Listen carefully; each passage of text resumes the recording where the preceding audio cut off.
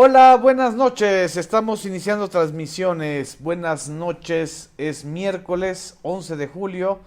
Bienvenidos, bienvenidas los que nos están observando, escuchando y siguiendo a través de la plataforma de Facebook Live de un servidor de Genaro Villamil, de la plataforma de la revista Proceso, de YouTube en la cuenta del blog Homo Zapping y pues todos los que se hayan y estén viendo y compartiendo esta transmisión. Buenas noches, muchas gracias a Cantú, Solís Adán, a Rocío Leal, a Mauro Alvarado, que están aquí llegando siempre puntuales. Muchas gracias, Saxter Guarneros, a Leonardo Fabio, que nos está viendo desde Querétaro, a Hugo Eliud Mora, muchas gracias. Miguel Marínez, saludos, a Pepper Lau, ¿cómo están? A Cecilia Silva, vamos a esperar a que se nos se nos congreguen más compañeros y compañeras interesados en el tema del día de hoy, que es el plan de austeridad republicana de Andrés Manuel López Obrador, que dio a conocer en esta mañana, en este imparable momento que tiene desde el 1 de julio. No ha parado un día López Obrador de plantear líneas de gobierno, encuentros con empresarios, con legisladores el día de hoy, y el día de mañana, pues evidentemente con los funcionarios o los altos funcionarios del gobierno de Donald Trump. Oscar Valdespino, muchas gracias desde Torreón, a Miguel Alejandro Rivera, a Lilia Delgado, muchas gracias, a Ramón Cuellar desde La Paz, Baja California, Cristi Cardona, que nos estás viendo desde Monterrey, Emanuel Ramírez también, otra compañera Art Márquez desde Ciudad Acuña, Coahuila, Rodrigo AC, Ariadne Lamont Martínez desde Torres Mochas, Gerardo Méndez Martínez desde la bella Ribera Maya, Gilberto Dávalos, muchas gracias, Eva Abreu, gracias, también mis respetos, a Irma García, Luis Enrique Santís, Irma nos está viendo desde Villaflores, Chiapas, a Silvia Tulia Ruiz Ordaz desde Querétaro, tenemos muchos compañeros hoy de Querétaro, muchas gracias, desde la colonia Narvarte también, desde muchas partes de la Ciudad de México. Este es un fragmento del largo discurso que pronunció López Obrador y que creo que resume en buena medida pues el sentido y el contenido de las medidas de austeridad que dio a conocer el día de hoy y que pues queremos analizar con ustedes. Desde Playa del Carmen, Juan Iván Jan, muchas gracias. Lulú Romero desde Jalapa, Veracruz, Jesús Cardona desde San Luis Potosí, a todos ellos un traguito de café mexicano, de Chiapas por cierto. Gracias a Rosa Reyes por mandarle saludos a Tomasa. Tomasa está ahorita oculta, no, nos está viendo desde los libreros. Y Anastasia extrañamente está tranquila y se está lamiendo. Yo creo que les tranquiliza que ahora sí va a haber austeridad republicana. Vamos a oír este fragmento de lo que Andrés Manuel López Obrador dijo hoy en este pues muy importante discurso, porque quizá es el primer bosquejo de lo que podrá hacer su gobierno y que seguramente lo hará porque tiene mayorías en las cámaras, en la Cámara de Diputados y en la Cámara de Senadores. Escuchemos.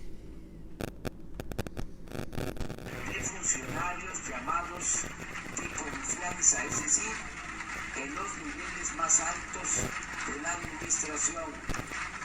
No es ninguna novedad, lo dije en todas las plazas públicas. Ya llegó el momento de que sea el gobierno el que se apriete el cinturón. Y claro, es el momento de que sea el gobierno el que apriete el cinturón. Interrumpo nada más para mandar saludos a todos los mexicanos que nos están viendo desde el extranjero. A veces no me da chance, pero qué bueno que nos están viendo desde McAllen, desde Chicago, desde Nueva York, desde San Francisco, California, desde Los Ángeles, desde Toluca, que ya será parte de la República de la Esperanza, porque ahí fueron barridos la gente del grupo Atlacomulco. Me decían que no se escuchaba muy bien el audio de López Obrador. Sí, está muy bajito, además está lloviendo cuando lo grabé, pero básicamente lo que dice es esto, que ya llegó el momento de que el gobierno se apriete el cinturón. No puede haber gobierno rico con un pueblo pobre, con carencias, con los peores salarios, con trabajos precarios, con jóvenes que no pueden ingresar a el sistema productivo y por supuesto con una bola de alta burocracia, una nata de alta burocracia que es la verdad, la verdadera aristocracia o la caquistocracia o la cleptocracia, como yo le he puesto, que ha hecho mucho daño al país. Saludos también a Boris Calderón desde Indianápolis, desde la Doctores también nos están viendo, a Carla Trejo desde Quebec, le mando un abrazo. Desde Jalisco a Fabián Muñoz, a Carlos Machorro también, vamos a hablar de los 12 mandamientos, o más bien de las 12 reformas. Yo puse 10 porque unas se pueden agrupar y nos da 10, la cifra de 10. Antonio Romo Paz, desde Hermosillo, Sonora. Y Pedro Cortés desde Houston, Mercedes del Castillo desde Arizona. Qué bueno que nos están viendo varios paisanos mexicanos en Estados Unidos. Pues el planteamiento central de López Obrador en términos de ahorros, y de ahorros él plantea más de 50,000 millones de pesos, tan solo 56,000 millones de pesos de ahorros, si reduce la alta burocracia, que significa desaparecer áreas de comunicación social en todas las dependencias que no la necesitan. De hecho, incluso mencionó que hay hasta subsecretarías, hay delegaciones, hay órganos desconcentrados que tienen áreas de comunicación social que no comunican nada, que pagan, eso sí, pagan muchos chayotes, pagan para que no les peguen. Es decir, el sistema de comunicación social, y más en estos últimos gobiernos, sobre todo desde Vicente Fox, Felipe Calderón y por supuesto Enrique Peña Nieto, no han servido para comunicarle a la población, han servido pues para engrosar los recursos y las billeteras de los operadores de las agencias de comunicación y por supuesto de muchos colegas conductores o conductoras que pues aprovechan de esto, de el enorme gasto en comunicación social. Nada más ustedes recuerden algo. El gobierno de Felipe Calderón rebasó con mucho el gasto de Vicente Fox en materia de comunicación social por más de 30,000 millones de pesos. Como va el gobierno de Enrique Peña Nieto, va a gastar más de 50,000 millones de pesos en comunicación social, es decir, en la nada, en el aire, en redes sociales. ¿Para qué? Para que sea el gobierno más desprestigiado, para que sea el gobierno que tiene menor credibilidad, para que sea el gobierno que peor comunica con su población. Entonces, no hay un gasto racional en este sentido, no hay una justificación real a un gasto de estas dimensiones. Imagínense tan solo el ahorro que implicará el reducir por lo menos a la tercera parte estos 70,000 o 50,000 millones de pesos. Y eso estamos hablando del dinero que está presupuestado. Hay dinero negro que se va bajo la mesa, que se paga en efectivo, tanto del gobierno federal como de los gobiernos estatales. Es un auténtico desastre y es un despilfarro, un robo, el gasto en comunicación social. Nada más para que ustedes tengan una idea. En esta transmisión que ustedes ven, en el blog que ustedes están consultando a veces de un servidor, no hay un solo peso de ninguna dependencia federal en publicidad, ni uno solo. Este blog vive, por ejemplo, de su audiencia, de ustedes. Y hay infinidad de portales digitales de periodistas que no tienen ni la tercera parte de la audiencia que nosotros tenemos, pero tienen 10 veces más de recursos presupuestales que vienen de las áreas de comunicación del gobierno. Me preguntan si me refiero a Carlos Marín. No voy a hablar de ningún nombre porque necesito tener los papelitos, las pruebas de la burra, pero eso está a la vista de todos. Lo que se ve no se juzga. El chayote está a la vista de todos. Y esos chayotes ya no van a producir más. Y por supuesto, va a ser atacado este plan de austeridad desde algunos espacios de comunicación. Así que no le hagan caso a estos que van a estar llorando, pues por donde más nos duele, que es la cartera. Creo que ya basta de tener conductores y periodistas riquísimos que ganan más de $500,000 o de $1,000,000 al mes y que no tienen audiencia y que no generan información, pero sí generan un círculo del desastre, el círculo de la falta de credibilidad. Entonces, esta parte también les va a doler mucho. Van a reducir delegaciones del gobierno federal, a fusionar áreas, a eliminar subsecretarías y direcciones generales. Nada más les paso este dato que también me lo comentaron hace unos días. Por ejemplo, Petróleos Mexicanos, la joya de la corona, la empresa que hace depender al ingreso fiscal mexicano y prácticamente a la nación. Nada más para que tengan ustedes una idea, Pemex es 10 veces más grande que América Móvil, de Carlos Slim, que es la empresa privada más grande de todo el país. Entonces, Pemex mueve en muchos sentidos la economía del país. Pero en Pemex, hace unos 20 años, 15 años, habían 4 direcciones generales.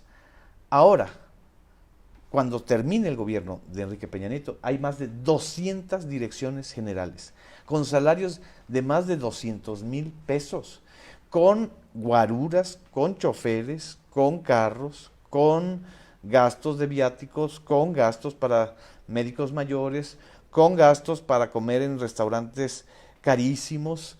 Es un auténtico despilfarro, es realmente lo peor que puede haber sucedido, porque además este número tan impresionante de direcciones generales se han mantenido a pesar de que los precios del petróleo han bajado, de que la producción petrolera ha disminuido y de que los ingresos fiscales vía el petróleo que importamos, o que exportamos, se han reducido. Es decir, han exprimido a Pemex de una manera que cualquiera que tuviera a cargo la economía de una empresa petrolera tan importante lo hubiera condenado.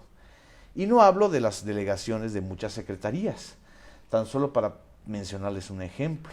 En la SEDATU hay delegaciones, en la Secretaría de Desarrollo Urbano y Territorial, hay delegaciones en todos los estados y los delegados, en lugar de defender los intereses de quienes están peleando por la titularidad de sus tierras, defienden a quienes roban la titularidad de sus tierras, y tengo elementos para afirmar lo que estoy diciendo.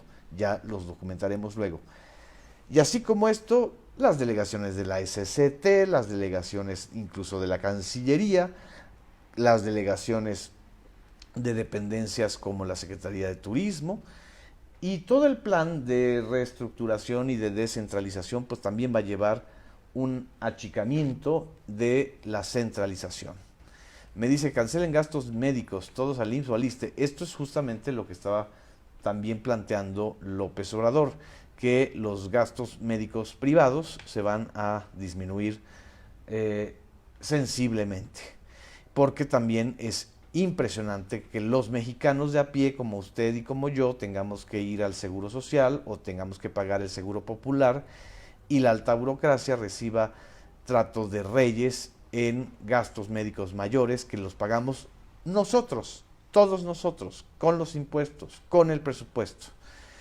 Este mensaje es muy importante, porque es el mensaje que ha indignado a muchos ciudadanos. No solamente han robado, sino que también han devengado salarios altísimos sin cumplir con su función elemental, que es el servicio público. Ellos son servidores públicos, no señores feudales, no dueños de los cargos, no dueños de las plazas. Eso es lo que hay que entender.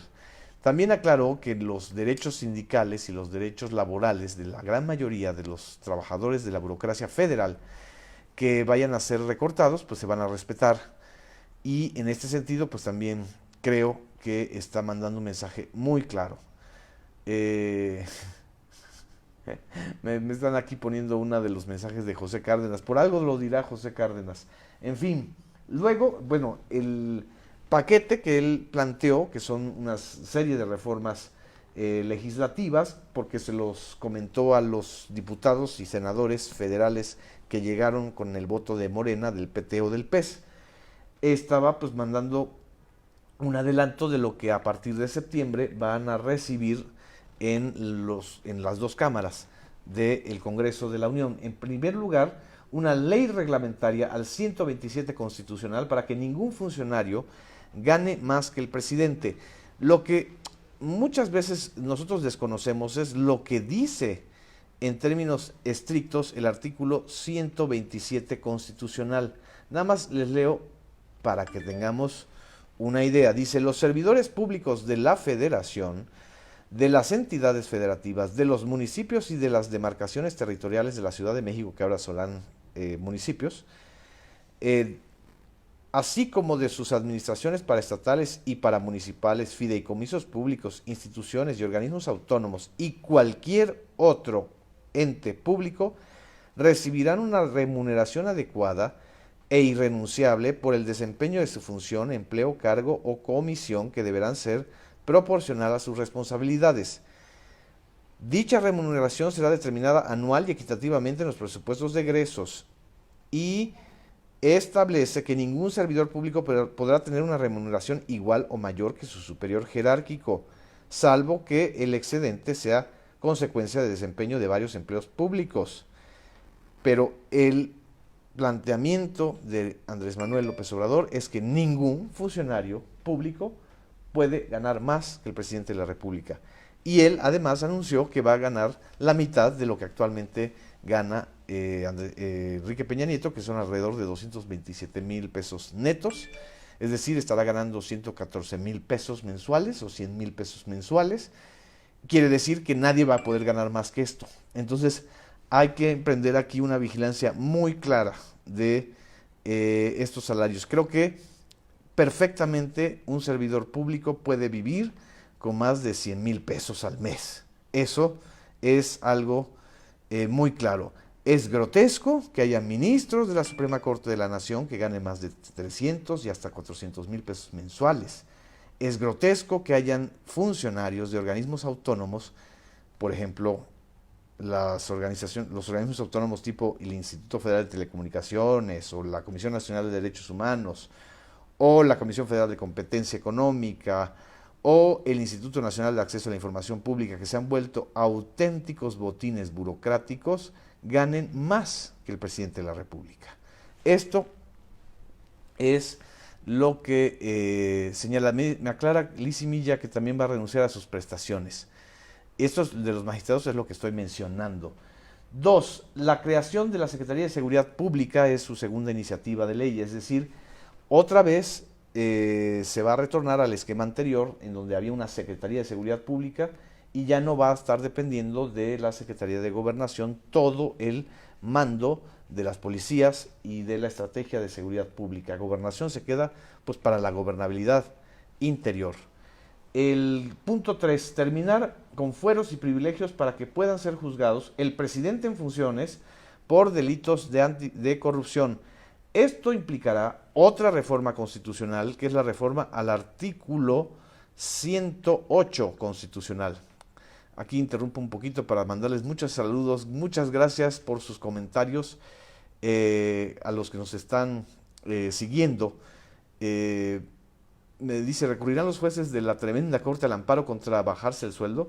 Pues que se atrevan con la fuerza y la legitimidad que adquiere el gobierno de López Obrador al entrar. Y a ver, que se peleen con la población, que ya bastante falta de credibilidad y de legitimidad tienen los jueces. No estoy diciendo que todos, pero la gran mayoría sí. El artículo 108 constitucional establece lo siguiente: para los efectos de las responsabilidades a que alude el título, se reputarán como servidores públicos a los representantes de elección popular, tanto a los miembros del Poder Judicial de la Federación como funcionarios y empleados. El presidente de la República, durante el tiempo de su cargo, solo podrá ser acusado por traición a la patria y delitos graves de orden común. Repito, el presidente de la República, durante el tiempo de su encargo, solo podrá ser acusado por traición a la patria y delitos graves del orden común. La propuesta de López Obrador es que también durante el ejercicio de su encargo, tanto el presidente como los funcionarios puedan ser juzgados por delitos de corrupción. Esto elimina automáticamente el fuero en materia de corrupción.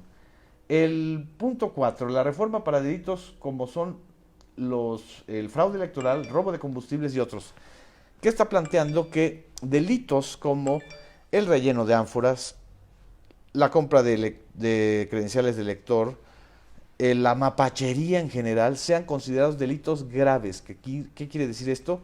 Que puedan ser sancionados con cárcel. Actualmente los delitos electorales no son graves. A pesar de que tiren balazos, por ejemplo, como sucedió en Puebla, en las casillas de Puebla, estos funcionarios que hicieron esto no pueden ir a la cárcel porque los delitos electorales no son considerados graves, según la legislación actual.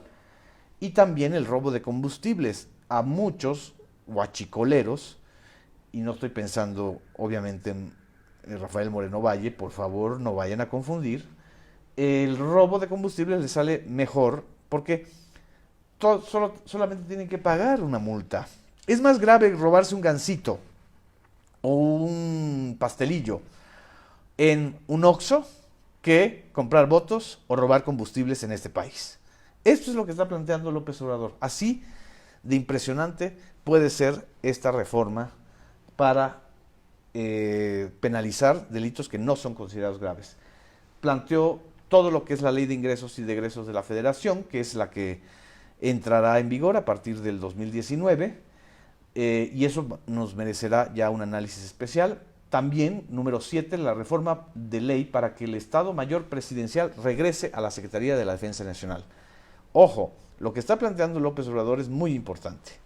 El Estado Mayor Presidencial en este país, desde la matanza del 68, ha sido una de las áreas privilegiadas, con más de 20,000 elementos, que no solamente se han dedicado a la protección del presidente de la República, sino a delinquir o a realizar funciones oscuras que normalmente la tropa militar de la Sedena no realiza.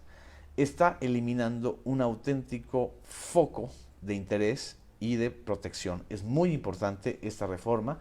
Por supuesto que va a tener protección, pero está eliminando este símbolo de la impunidad que existió durante muchos años en México e insisto, desde el 68 y luego con el halconazo del 71 y luego con estas arbitrariedades que cometen los integrantes del Estado Mayor Presidencial.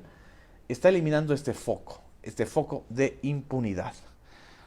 Así es. Si fuera el Estado Mayor, como dice José Alfonso Casillas Muñoz, agradezco, como dice Gerardo Martínez, eran los del Batallón Olimpia del 68, el de los guantes blancos, y lo que dice Dusastri, el Estado Mayor Presidencial y algunos generales o integrantes de este grupo de élite, pues se sentían con derecho a encabezar delitos como las desapariciones.